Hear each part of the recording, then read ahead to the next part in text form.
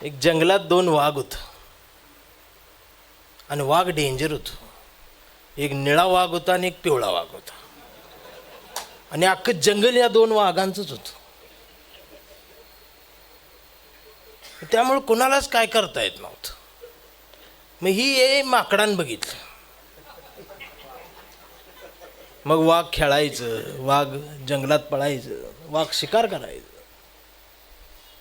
त्या माकडाला काय ही सण होईना. मग या माकडाने या दोघांच्यात लावली भांडणं. ते हाफ चड्डीत माकड.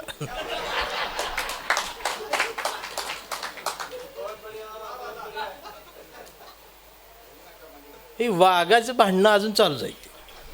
आता यात गंमत अशी आहे, देश स्वातंत्र्य झाला त्याच्या आधी महारवाडा मांगवाडा जवळजवळ होता, तो आज बी आहे. तेव्हा आमची भांडणं होती भाकरीसाठी, पण आम्ही कधी एकमेकांसोबत भांडलो नाही. आणि जी संघर्षातून भाकरी महारवाड्यात मांगवाड्यात आली सागुतीच्या रूपानं, ते आम्ही अर्धी अर्धी वाटून खाल्ली. हो,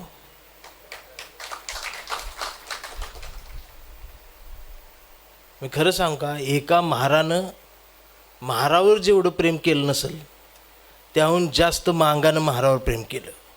आणि एका मांगानं मांगावर जेवढं प्रेम केलं नसेल तेवढं त्याहून जास्त महारानं मांगावर प्रेम केलं.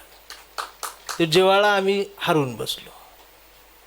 मी खरं सांगतो, मोठा भाऊ म्हणून धाकट्यानं जर दार लावून भावाजवळ व्यथा सांगितली असती, दादा तुझं झालंय चांगलं, माझं जरा पोट उपाशी आहे, माझ्याही ताटाकट बघ, तर मोठ्या भावानं मिठीत घेतलं असतं. पण